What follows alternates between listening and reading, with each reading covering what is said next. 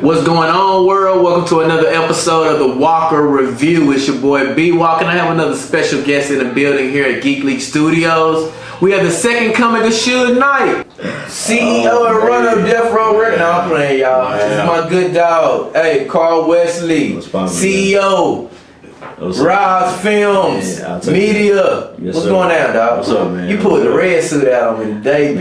Hey, man, I knew we was coming here, so I had to match you. Understood. Ensemble, if you will. Understood. Not only shout out to Geek League Studios and Danny Martin. Yes, sir. Shout out to him and everything that's going on in the city.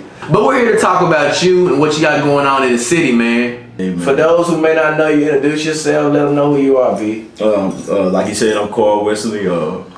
I'm a cinematographer slash film director, if you will. Content creator, whatever you want to call it. I got you. I'm a creative. Understood. Hey, the like creative with the creator. Exactly. Tell me a little bit of background information on you for those who may not know where you grew up, just how you really not so much got into film, but a little bit how you grew up and really got to the position you are now. Yeah. So I'm one of three boys. Okay. You know, I'm the middle. So take that how you want to. Understood. I know people can probably vouch with you like they the middle child of a big family. Hey, you feel me? That's how it goes. So yeah, like I said, I'm one of three, whatever. I got an older brother. My older brother, I'm like a year and a half older than me. That's Chris. Chris, a preacher, a pastor slash songwriter slash group lead, everything slash coach. Like y'all see soon. You do everything basically. Literally, it's not a joke. And then my younger brother, he's 5 years younger than me. It's Charles.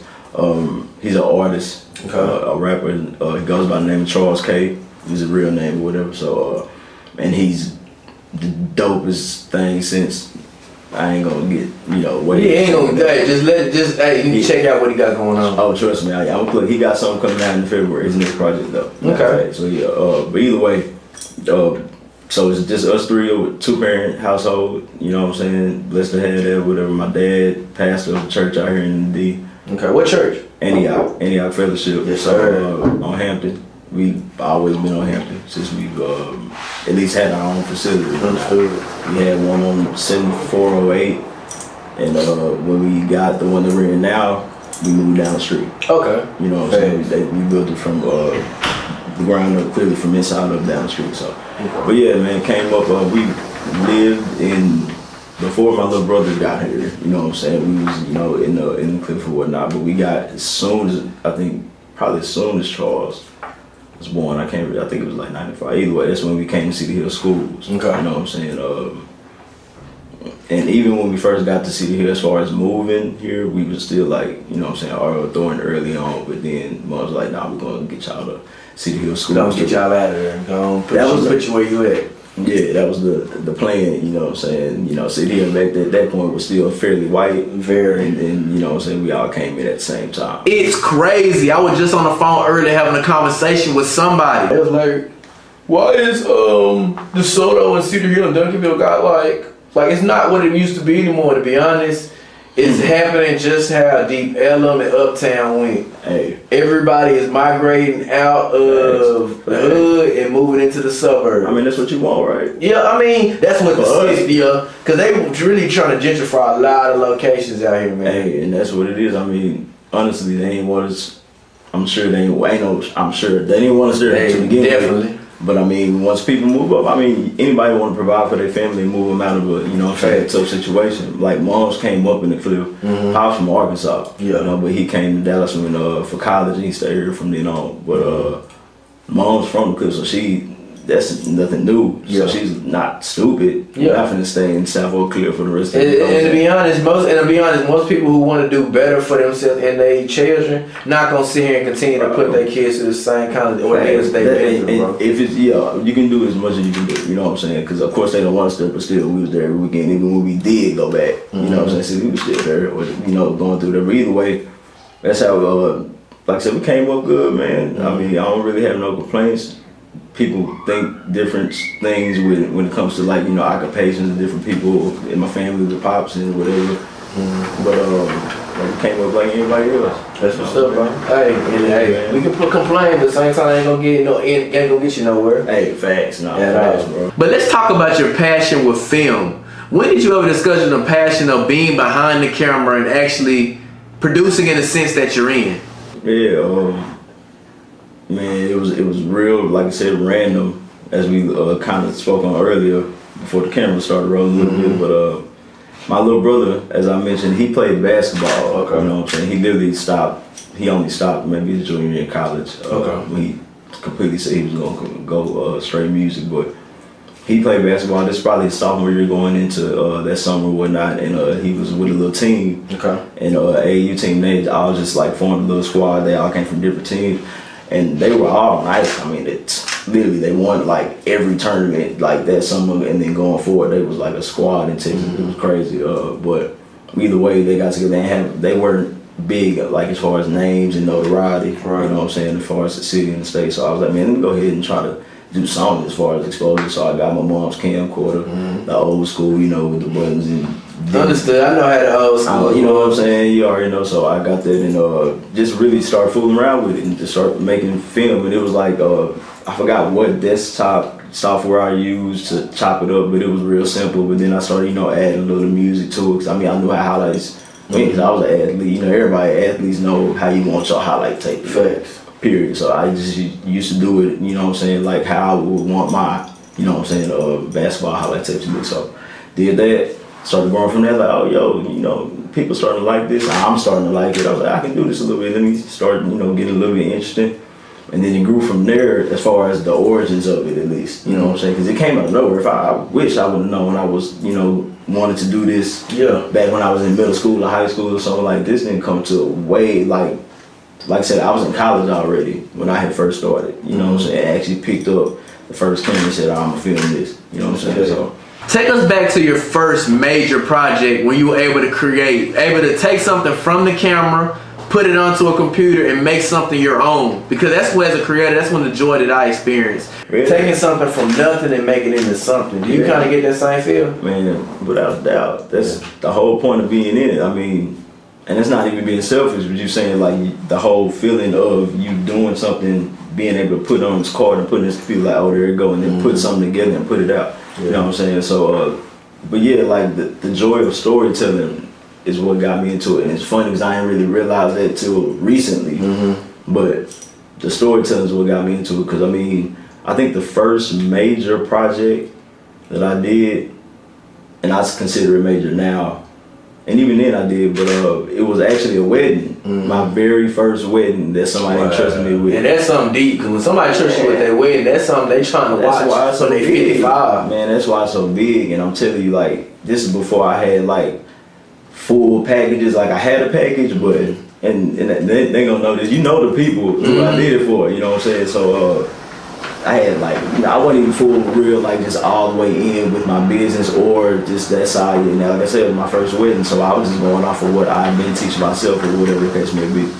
You feel me? So either way, did that, and once I did the wedding, it came back as far as their perception from it and everybody that saw it and put it out. I was like, yo, I worked hard on that, and it was dope. Yeah.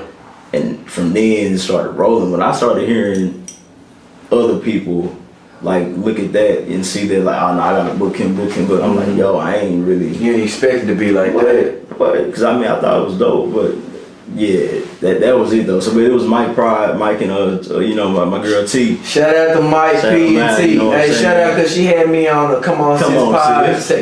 I want to say probably a couple weeks ago, and I got a lot of shout out to T. You got me my followers up. Shout out to you. T and Mike P. You know. Yes, sir. Hey, man, I like that, but they had a little hood. Hey, I told y'all had a little hood wedding. I like that kind of vibe. Yo, that was like. To this day, it's only a few weddings that I just hold dear. I feel you. As far as me working or being a part of. It was my wedding. It was Mike and Tori. I saw the video. I was like, bro, y'all everything lit. Oh man, that was crazy from start to finish. So, and you know Mike and T, they. Hey T, and that's the kind of relationship you're supposed to have with your wife, best friends. Facts. Yeah, the weddings what did, like I said, those two, my wedding, that wedding, and then my god sister's wedding.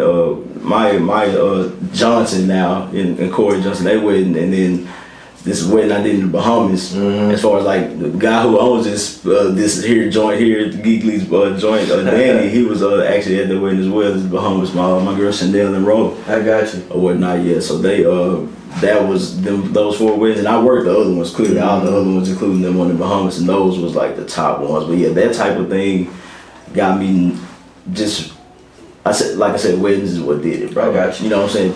Made me feel like I had a little something. But you got your own family. You brought up that you're married. You have 3 kids, and like as far as when it comes to family, how much has family motivated you ever since you even had the first one? Yo, bro. But to be 100, like before I even had the first one, like it started with your ladies. Like, yeah, that's true. Just true, bro. Like I have people don't even understand. Like my close people understand, but as far as even with ties into my cinematography or whatnot, before I was really with my wife and we got together, my pinnacle in my mind was just the like I said, the highlight tape, ESPN, cameraman, blah blah blah. As soon as we got together, it was like, I'm trying to do film, I'm trying to do this, I'm trying to do that. And I ain't realized that until like, a couple years ago, like, yo, you might be the reason, you know what I'm saying, why a lot of this stuff happened, you know what I'm saying? But yeah, but that, her and them kids, man, if kids don't motivate you, man, something wrong with you. Yeah, what's the point of being a father? Yeah. Because with me working in schools, I come across a lot of kids that live in one-parent households, and I see the effect that it makes on them. So I appreciate the men who actually take the responsibility of being a father, because I know they can pay dividends in a lot of kids' lives. It makes me appreciate my dad even more, just being there. Because to be honest, like you said in the beginning, we grew up in households where both parents were together. And I know we probably know a handful of partners and homegirls that grew up with either no parents or one parent. Hey, this is not even like, it's not even this because it's sad, but it's normal. But like, man, bro, 90% of my partners in my circle, like, same. You feel me? Like they know my pops. I know they moms. You know what I'm saying? Or I've seen they pops, or we know of. Like, you know what I'm saying? We talk about it, but yeah, bro, like that's not something that I don't see. I don't see how you can do it first and foremost. I got you. You know what I'm saying? But yeah, bro, being a father, bro, you seeing your child and seeing a part of you, that's what it did for me. Like, I knew it was something, you've seen the actual womb grow and stuff like that. But when the baby get there, you're like, yo, that's, like, I made that. I got you. Like, of course, God started it off. Yeah, but at the same time, you had a hand in that as well. I got you. What has fatherhood taught you the most about yourself? Man, that's a loaded question, low key. Loaded. I'm talking about AK-47 loaded. Man, I don't know, man. It's a lot of stuff that you don't even really think about or don't consider important until you had kids, bro. Gotcha. I'm not gonna lie, like, even before, like, I really loved children before I had kids. Gotcha. You know what I'm saying? Like, you can ask anybody that's around me that knows me in the community or something like that. Like, all the little homies, for some reason, they just gravitate toward me with them, and I take like full advantage as far as like that means for some that means something to me. Clearly, they look at me at to a high level. I use that for some reason because past 40, 50 years old, they stuck. I'm good. I don't say that, you know what I'm saying, but their mindset. But as far as the children, bro, like that's the one that's important. So once you have kids though, your own, man, you think about stuff. I be seeing people speed on the regular street, like going 30, 45. I'm like, yo, bro, they tripping, fam. I'm really finna follow them and like tell them to slow down. My kids ain't even on the street. They nowhere. They inside. Okay. I'm still, man, you don't think about that type of stuff. Like, you know what I'm saying? Really. I feel it's when the dad instincts kick in. Because, be honest, bro, you gotta protect yours. And I know for a fact you go to the end and protect yours. That's not even a question, bro. Understood. Yeah, that's not even a question, bro. Like, yeah, I hope they never have to see something like that. They even have to like really just protect them in that way. But yeah, like that's not. It shouldn't be a question. That's the whole thing about being, you know what I'm saying, a parent, especially the father. You know what I'm saying, provider, protecting stuff. That's what you're supposed to be. Hey, all the crazy folks, watch out for the real dads out here. Yeah, they ain't playing. I can't say me because I'm not one. But they ain't playing. Yeah, with facts though. You know what I'm saying? I'm gonna take this back. Get back to RASFilms. Fam, I can't remember the date, but Earl Spence. I said, fam. Yeah. I was on the TV. I said, bro, that's Karl. He got the camera. I said, fam, brother. How did he get there? Bro. Shout out to EJ, fam. Hey, fam, don't be sleeping people that fast, bro. People people pay a lot of money for them tickets. How did it come about you even to be in the room with EJ and being able to capture those moments before the fight and during the fight? Nah, that's EJ the homie, man. Already. As far as like when it comes to us growing up, like we just said earlier, where we grew up, whatever. When you see the Hill, DeSoto, Duncanville, in this area, and those couple age groups, you pretty much know everybody. But as far as me and EJ and all of us, like I said, we all went to school together.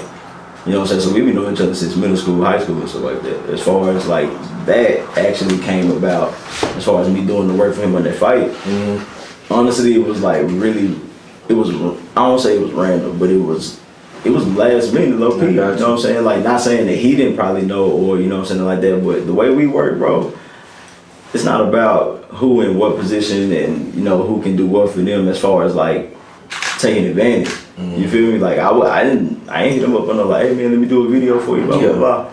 That wasn't that. I bought a ticket. Like you came to be a support your partner and be a fan. Fam, I think it was like 2 days before the weigh-in.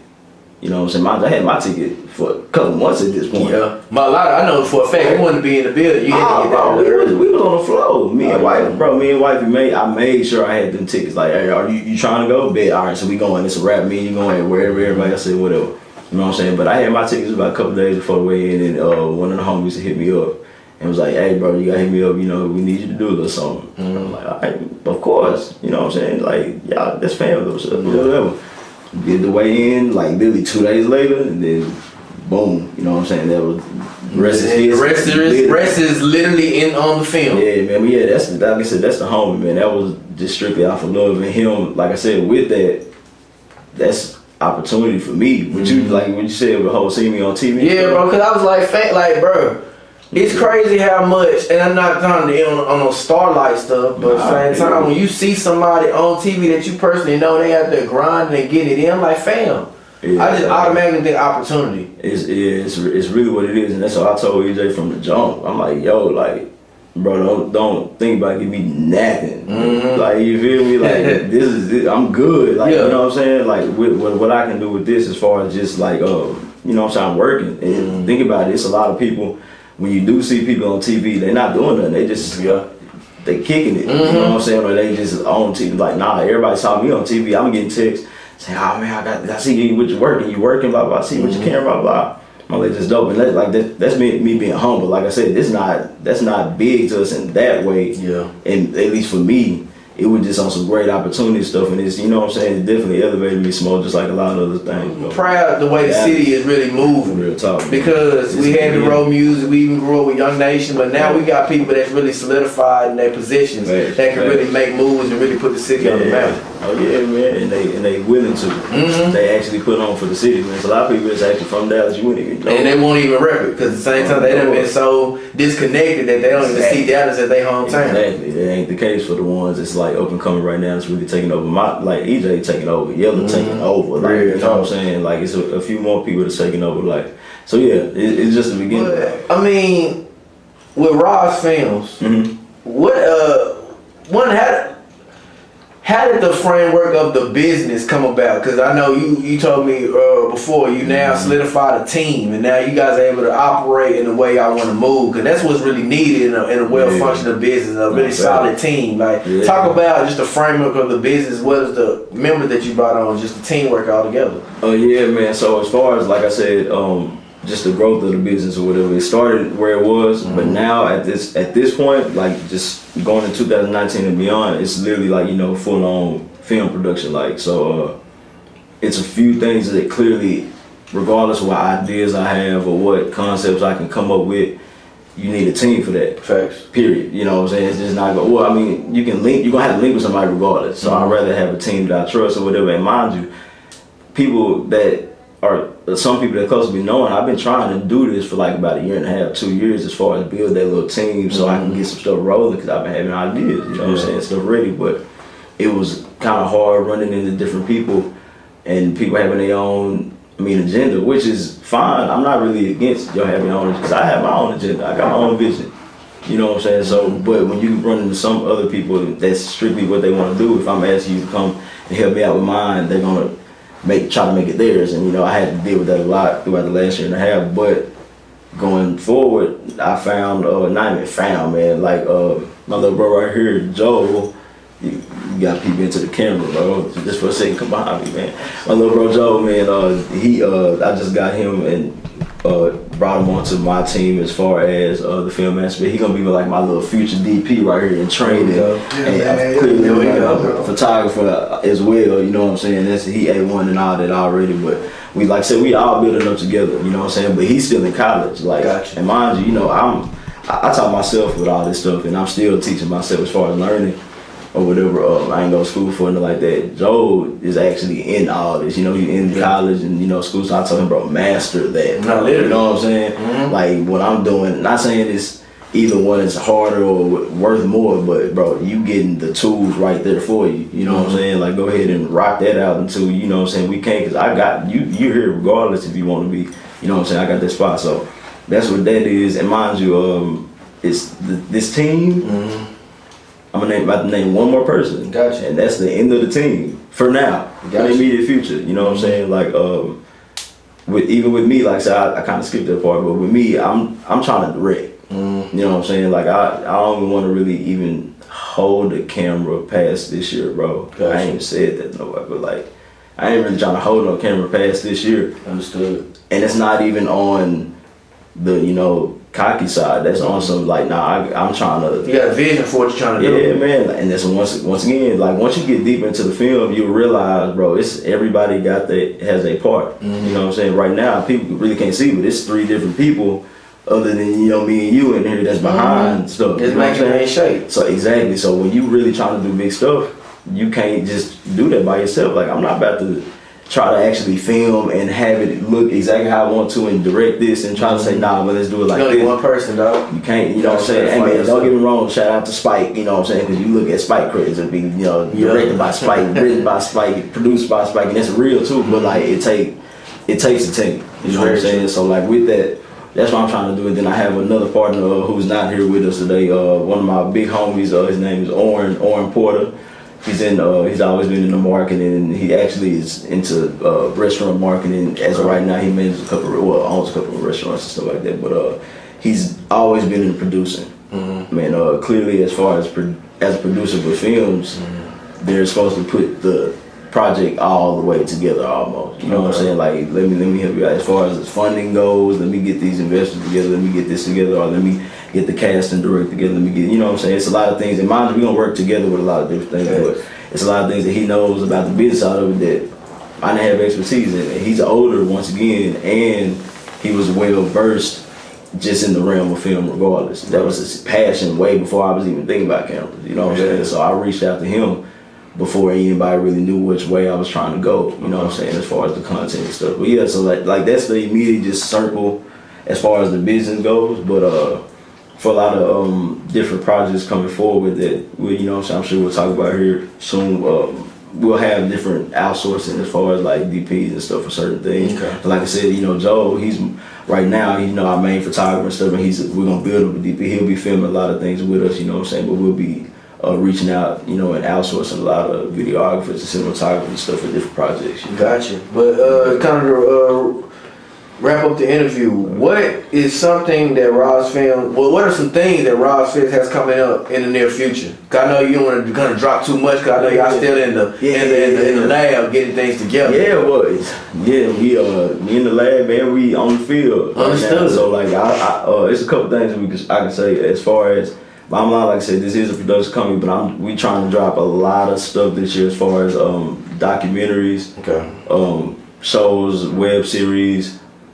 I'll go ahead and give a couple of examples because I actually did put today the 14th or something like that, close to it, or 11th. Either way, the end of January, I think we'll roll this out, but starting February, I have one show that or web series, if you call it, the Crown Bar Cypher. Okay. So how I'm gonna do that is, of course, I'll get a couple of artists, and in this first episode, it's already about to be filmed, literally like next couple of days or whatnot. Okay. So by the time everything get out and everything gets departed, they'll see the stuff on social media or whatnot. But either way, get a few artists, whatever. We're gonna take it raw. It's not gonna be like the regular cyphers, the 2017 wave cyphers, as far as like, I mean, which is cool. Yeah. But we not pre-recording this. Yeah. Because most of these is pre-recorded. Yeah. Like go ahead, write your verse and blah blah. Which is like, I don't care if you come in with a written verse or not. Yeah. but I just want this to be more of a raw feel as far as the hip hop is concerned. You know what I'm saying? So, and people will see when that first episode drop. You know what I'm saying? Top of February, like what I mean by that, because the MCs that's on the first episode.